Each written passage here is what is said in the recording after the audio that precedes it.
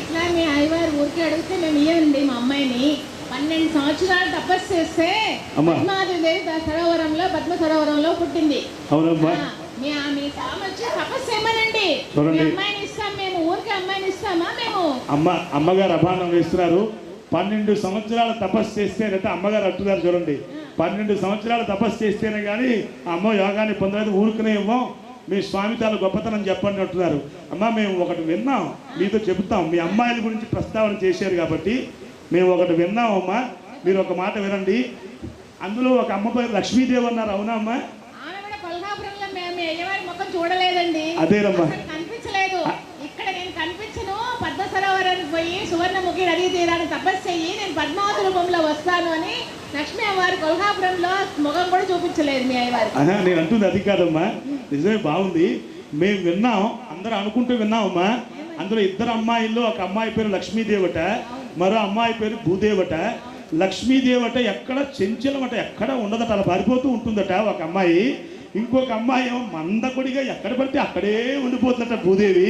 అది విన్నాం, ఎంతవరకు నిజమో చెప్పండి అమ్మగారు మీరు. లక్ష్మీదేవి చెంచల కాదండి, లక్ష్మీదేవికి అపారమైన కరుణ. అందుకని బిడ్డల దగ్గర ఉందామని ఆ బిడ్డ దగ్గర ఇంతసేపు, ఈ బిడ్డ దగ్గర ఇంతసేపు, ఆ బిడ్డ దగ్గర ఇంతసేపు వెళ్తా ఉంటుంది. అబ్బో, అయితే మరి 2వ అమ్మవారు భూదేవి మందంగా ఉంటుందని విన్నాం. మందం కాదండి, అందరికి ఆహారం ఇచ్చేది ఆవిడే, అందరి నోట్లలో ఆహారం పెట్టడానికి వెళ్తూ ఉంటుంది ఆమె. అందుకని భర్త దగ్గర తక్కువ ఉంటుంది కాబట్టి మందం మందం అంటారు. బిడ్డలకు అన్నం పెట్టాలి కదా, బిడ్డలకు అన్నం పెట్టకపోతే ఎక్కడి నుంచి బతుకుతారు వాళ్ళు? వామ్మో అమ్మ, అయితే స్వామివారు తక్కువ చేసి అమ్మలు ఎక్కువ మాట్లాడుతున్నారు. అమ్మ ఒక మాట వినండి, ఎంత గొప్పగా చెప్పారు అమ్మగారు, చాలా సంతోషం, బాగుంది. అమ్మవారట ఒక అమ్మవారు ఐశ్వర్యాన్ని అందరికీ ఇవ్వాలని చెప్పి మేము విన్నాం, బాగుందండి అమ్మ. అయితే ఇప్పుడు మా స్వామి చాలా అందమైనటువంటి వాడు. దశావతారాల్లో అవతారం దాల్చి మత్స్యావతారంలో సుమకాసురుని సంహరించాడు, కూర్మావతారంలో చక్కటి దుష్ట శిక్షణ గావించాడు, వరాహావతారంలో హిరణ్యాక్షుని సంహరించాడు, తర్వాత నృసింహావతారంలో హిరణ్యకశిపుని సంహరించాడు, రామావతారంలో రావణుని సంహరించాడు, కృష్ణావతారంలో ముందు సీతమ్మ వచ్చి తొలడుగు పోయి రావణాసుని దగ్గర పోయి కూర్చుంటే అప్పుడు సంహరించాడు. నేను ఇందాకనే చెప్పానండి, అమ్మతో కూడా బలం బాగా పెరిగిపోయిందండి. అమ్మ ఇప్పుడు బాగుంది, మీరు అన్నది బాగుంది. రామావతారంలో అమ్మ కోరితే కదండి స్వామి లక్ష్మణ్ అక్కడికి వెళ్ళి ప్రత్యేకంగా వెళ్ళి యుద్ధం చేశారు. రామచంద్ర ప్రభువుని హనుమంతులు వారు అక్కడికి వెళ్ళిన తర్వాత సీతామ్మవారిని చూసిన తర్వాత, అయ్యా 1 మాసం మాత్రమే నేను జీవించి ఉంటాను, స్వామి కానీ రాకపోతే 1 మాసం కూడా జీవించలేను అని హనుమంతుల వారితో అమ్మ చెప్పిందండి. ఈ మాట స్వామివారి దగ్గర చెబితే స్వామి అన్నారట, అయ్యయ్యో నా సీత నన్ను విడిచిపెట్టి 1 నెలలు ఉండగలుగుతుందా? నేను ఒక్కరోజు ఉండలేను, లక్ష్మణ పదవయ్యా తెచ్చుకుందాం వెళ్ళి అని చెప్పి వెళ్ళాడు కదమ్మా మా స్వామి. మరి అలాంటి స్వామి మీరు తక్కువ చేసి మాట్లాడడం మాకేం నచ్చలేదమ్మా. అమ్మా, స్వామి అంత ప్రేమగా మా దగ్గరికి రావాలి, అంత తపస్సు చెయ్యాలి, అప్పుడు మా అమ్మాయిని మేము ముద్దుగా పెంచుకున్న అమ్మాయిని మేము ఇస్తాం మీ స్వామి. చూడండి, ఎంత కలియుగం అయితే మాత్రం ఆడపిల్లల డిమాండ్ అయితే మాత్రం ఇంతలా మాట్లాడడం అది దానిలో గలది. ఏమంటే మగపిల్లల వాళ్ళు తెలుపుకుని ఎవరు లేరండి, అందరూ ఆడపిల్ల వాళ్ళు వెళ్ళిపోయారు, మాటలు లేకుండా పోయేవారు. మురిపంగా పెంచుకుంటుంది, అప్ప చెప్తుంది, అడవులకు తీసుకుపోతుంది. అయ్యో మేము ఎంత కష్టపెట్టుకున్నాం మా మనసుని, మా బిడ్డకు అడవులకు పోయిందేనని కృష్ణాకారంలో ఇస్తుంది. అంతఃపురంలో పెట్టి గోపికలతో తిరిగా, రాధతో తిరిగా, ఇంకొకటితో తిరిగా, మా బిడ్డ ఎంత నొచ్చుకుంది, మేము ఎంత బాధపడ్డాము. అయ్యో అంటే మేము ఎట్లా ఇవ్వాలి? అమ్మమ్మమ్మ, ఎవరో అబాండాలు వేశారు, అమ్మకి లేనిపోని విషయాలు మా స్వామివారి గురించి తప్పుగా చెప్పారండి. ఎంత అబాండాలు వేస్తున్నారు మా స్వామివారి మీద. ఏమంటే కృష్ణావతారంలో 16,000 మంది గోపికలంతా కూడా నరకుడు తాలూకా బాధ చేత జరసాల్లో ఉంటే వాళ్ళందరినీ ఉద్ధరించడం కోసం కదండి నా స్వామి కృష్ణావతారంలో వెళ్ళి విడిపించాడు. ఎవరు మీ స్వామి నిద్రపోతే మా సత్యభామే కొట్లాడి గోపికలందరినీ తీసుకొని వచ్చి నరకాసురుడి నుంచి నిద్రపోయాడు. అమ్మా, ఈ మాట బానే ఉంది, ఒక్క మాట వినండి. మీరు ఇంతసేపు అమ్మవారి గురించి గొప్పగా చెప్తున్నారు, ఒక్క మాట వినండి. దూర్వాస మహర్షి ఒకానొక సందర్భంలో వైకుంఠానికి వచ్చి వైకుంఠంలోకి రాగానే దూర్వాసుడు కోపం కదా బాగా, ఆ కోపంగా ఉన్నటువంటి దూర్వాసుని చూసి అమ్మ బాగా నవ్విందట. నవ్వగానే, అమ్మా నీ కొడుకు లాంటి వాడిని కదా, నన్ను చూసి నవ్వుతావా, నువ్వు పాలసముద్రంలో పడిపో అని చెప్పించేటండి. పాపం మా స్వామి కదండి ఎంత ప్రయత్నం చేసి పాలసముద్రంలో పడిపోయినటువంటి లక్ష్మీ అమ్మవారి కోసం దేవతలను పిలిచి, దానవులను పిలిచి, మందర పర్వతాన్ని పట్టుకొచ్చి వాసుకుని కవంగా పెట్టి సర్పం పెట్టి తాను కింద మూపి కింద చక్కగా కూర్మావతారిగా ఉండి చిలికించి అమ్మవారిని మళ్ళీ తీసుకుని పడేవాడాడు కదమ్మా. ఇంత అద్భుత త్యాగాలు చేసిన మా స్వామి మీద ఇలాంటి అభాండాలు వేయడం బాగుందంటారా? నేను చెప్పేది కూడా అదేనండి. అట్లా తపస్సు చెయ్యండి, మా కోసం ప్రాధేయపడండి, మా కోసం కష్టపడండి, అప్పుడు మా అమ్మాయిని చూసుకుంటామని నమ్మకం వచ్చిన తర్వాత మేము మా అమ్మాయిని మేము అప్ప చెప్తాము. అప్పుడు మీరు మీ హృదయం దగ్గర పెట్టుకుంటారో కాళ్ళ దగ్గర పెట్టుకుంటారో మీ ఇష్టం. అయ్యయ్యో అమ్మా, మీకు బాగా ఎవరో తెలియని వాళ్ళు అభాండాలు మా స్వామి వారి మీద వేశారు. మా స్వామి 3 లోకాలకు ప్రభు అయినటువంటి వారమ్మా. ఇప్పుడు మీరు అంటున్నారు ఆ తల్లి లక్ష్మీదేవి లోకరక్షణ, భూదేవేమో జీవరక్షణ. ఈ ఇద్దరు తల్లులకి ఎక్కడమ్మా గొప్ప విలువ చూడండి. ఒక మాట, శ్రీరాముడు అని అమ్మవారిని పక్కన పెట్టుకున్నారు స్వామి, రామ అని పెట్టుకోలేదండి. ఎంత గౌరవాన్ని ఇచ్చాడు మా ప్రభు రామచంద్ర ప్రభు. శ్రీరామ అని చెప్పి సీతామ్మవారిని ముందు పెట్టుకున్నాడు. శ్రీకృష్ణ అని కృష్ణ పరమాత్మ రుక్మిణి అమ్మవారు చక్కగా తన పేరు ముందు పెట్టుకున్నాడు. ఎందుకండి, అఖిలాండ కోటి బ్రహ్మాండ నాయకుడైన శ్రీనివాస ప్రభు శ్రీనివాసుడు అని చెప్పి చక్కగా అమ్మవారి పేరు ముందు పెట్టుకున్నాడు. ఇంకా ఘోరంగా చెప్పాలి అంటే శ్రీ వైకుంఠ విరక్తాయ స్వామి పుష్కరణీ తటే. ఇంతకన్నా అర్హత ఏం కావాలమ్మా? మా స్వామిలో ఉన్న అర్హత మీరు చూడటం లేదు. మీరు ఎవరి కోసం వైకుంఠ విరక్తాయ? మా అమ్మ ముందు మా కోసం వచ్చింది కాబట్టి వెనకబడి వచ్చాడు వైకుంఠం నాకు వద్దు అని. ఇక్కడ కూడా మీరు విష్ణులో వేస్తున్నారమ్మా. ఎవరో మా అమ్మకి బాగా చాడీలు చెప్పారు, మీరెవరూ నమ్మబాకండి. ఈ స్వామి తాలకు గొప్ప స్వామి పుష్కరణి తటే. అమ్మాయి ఉంటున్నారు తెలుసా అండి, మీ స్వామి రావడానికి మా అమ్మే కారణం. మా అమ్మ కానీ లేకపోతే మీ స్వామి వైకుంఠాన్ని వదిలి రాడు అని అమ్మా వచ్చింది ముందే అమ్మ కాబట్టి. అదేనమ్మా, అమ్మ కోసం ఆయన తిరిగి వచ్చాడు. అదేనమ్మా, చూడండి ఎలా వక్రీకరిస్తున్నాడు చూడండి. మన అందరినీ ఉద్ధరించడం కోసం కలియుగాంతం వరకు వెంకటాచల క్షేత్రంలో ఉండి నిలబడి అవతరించడం కోసం స్వామి వైకుంఠాన్ని వదిలి భూలోకంలో అర్చామూర్తిగా అవతరించి యోగాన్ని కలిగిస్తే అక్కడ కూడా మాదే గొప్ప అంటున్నారు అమ్మతాల గొప్పతనం. ఎప్పుడైతే ఆయన ఈ కలియుగంలో ఉండే ప్రజలందరి కోసం తమ బిడ్డల కోసం నేను నిలబడతానని హామీ ఇచ్చిన తర్వాత మా అమ్మ వచ్చి హృదయంలో నిలబడింది. మా అమ్మ వచ్చి కాళ్ళ దగ్గర ఒత్తింది. అయ్యో నిలబడినావు, కాళ్ళు నొప్పిస్తున్నాయ్యా, నేను ఒత్తుతానయ్యా నీ కాళ్ళు అని చెప్పి మా అమ్మ కాళ్ళు ఒత్తుతోంది. అయితే అమ్మ, మీ మాటలు బట్టి మాకు ఒక మంచి నమ్మకం కలిగిందండి. మా స్వామితో సరితూగేటటువంటి తల్లుల విషయం మాకు గ్రహించాం.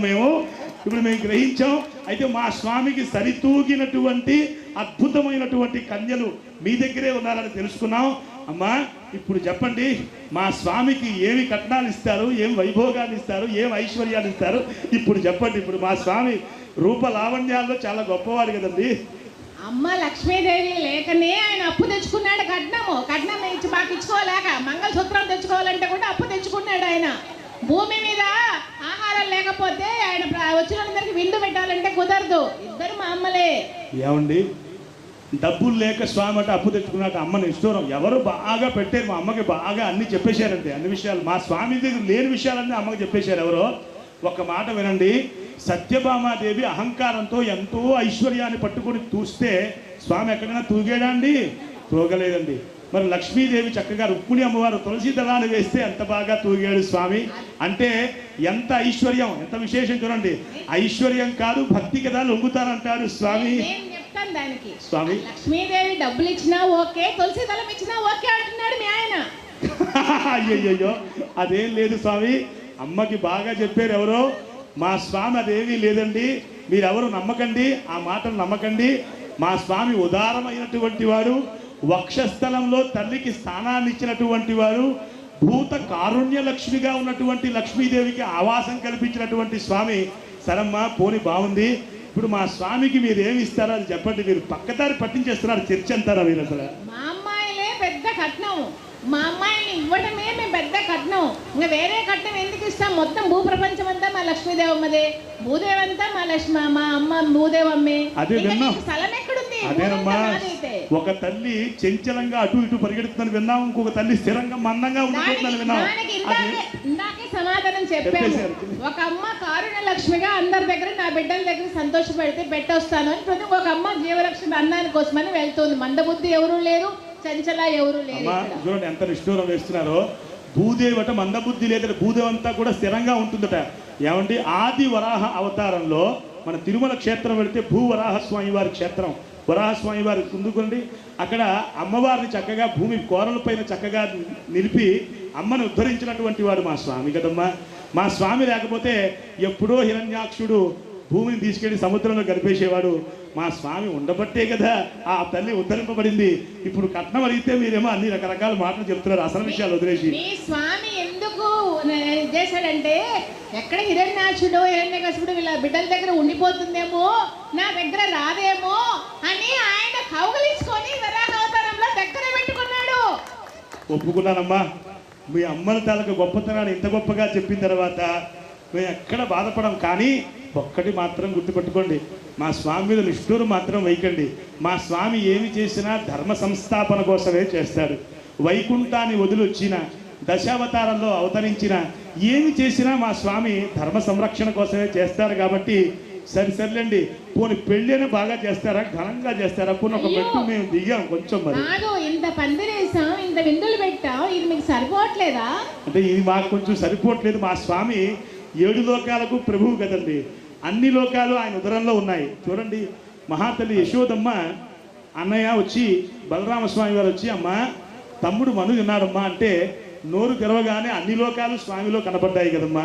మరి అన్ని లోకాలు స్వామి ఉదరంలో పెట్టుకున్న స్వామికి చిన్న పిసరి ఏర్పాట్లు ఏమి సరిపోతాయి? ఏమంటే అమ్మవారి తరఫు మాట్లాడేవాళ్ళు లేరండి, అంతా అయ్యవారి తరఫు మాట్లాడేవాళ్ళు లేరు, అంతా అమ్మవారి తరఫు మాట్లాడేవాళ్ళు ఉన్నారు ఎక్కువ. చెప్పేది ఉదయంలో అన్ని లోకాలు పెట్టుకున్నాడు, హృదయంలో ఎవరిని పెట్టుకున్నాడండి? మా అమ్మే కదా ఉండేది. ఓ బ్రహ్మాండ విషయం, ఒప్పుకుంటానండి, చాలా అద్భుతం. నిజంగా చెప్పాలంటే మీరు అన్నది బాగుందమ్మా. అయితే మా స్వామివారు హృదయంలో స్వామివారు అమ్మవారు నిలుపుకున్నారని చెప్పారు, చాలా సంతోషం. అయితే మీ అమ్మలకు తగినటువంటి భార్య భర్త మా స్వామిని మేము నమ్మాం. కాబట్టి ఒక మంచి శుభతరుణంలో, ఈ శుభతరుణంలోనే చక్కగా స్వామివారికి అమ్మవారికి ఇచ్చి వివాహం చేద్దాం. అయితే అమ్మ చెప్పినటువంటి విషయం చూడండి, రామాయణ మహాభారత భాగవతాలు పైన ఎంతో పట్టు లేకపోతే సంవాదం చేయడం కుదరదు. ఇంకా చిన్నగా చాలా సంతోషం అమ్మా. మీరు ఫస్ట్ ఆ మాట అనిపించింది అమ్మ నా చేత. మా అమ్మ మాట్లాడగానే ఓడిపోయాం మేము అన్నాం. నిజంగా ఓడిపోయాం ఇవాళ. ఇలా అద్భుతంగా మాట్లాడారమ్మా, ఎంతో గొప్ప విషయాలు మీరు సాధన చేసి ఉన్నారు, చాలా సంతోషం. చమత్కారంగా సాగేది మాట. మీ స్వామికి చాలా కోపం ఎక్కువ, అందరిని సంహరిస్తాట, హిరణ్యాక్షుడిని సంహరించేట, హిరణ్యకశిపుని సంహరించేట, రామావతారంలో రావణాసుడిని సంహరించేట. మీ స్వామికి చాలా కోపం అని చెప్పి వాళ్ళు అంటూ ఉంటే, లేదు లేదు మీ అమ్మకు మాత్రం తక్కువ. ఏమండి, ఎవరో భృగు మహర్షి వచ్చి వక్షస్థలం మీద తాకేయడని కోపంతో వైకుంఠాన్ని వదిలొచ్చేసింది, చాలావయా మీ అమ్మాయి గురించి బాగు చెప్తున్నావు అని సంవాదం అంటారు. అమ్మ చాలా అద్భుతంగా మాట్లాడారు, చాలా సంతోషమమ్మా. అయితే మా స్వామికి తగినటువంటి అమ్మలు ఇక్కడ ఉన్నారు. లక్ష్మీ సమేతంగా విరాజిల్లుతున్న శ్రీనివాస ప్రభువుకి శ్రీదేవి అమ్మవారు లోకరక్షణ చేయడానికి, భూదేవి అమ్మవారు లోకంలో ఉన్న జీవును రక్షించడం కోసం అమ్మలిద్దరూ అవడాడు. పరమేశ్వరుడు అర్ధనారీశ్వరుడు సగభాగాన్ని, ఎడమ భాగాన్ని పార్వతీదేవికి ఇచ్చాడు. మహాతల్లైనటువంటి బ్రహ్మదేవుడు వాక్కు స్థానమైనటువంటి నాలికలో మహాతల్లిని చక్కగా ఆశీర్వాదాలు చేసుకున్నాడు. ఎందుకు ఈ మాట మనం చేస్తున్నారంటే, భార్యకి పురాణాల్లో మహాత్ములు ఇచ్చినటువంటి స్థానం అంత గొప్పది. అదిగో స్వామివారి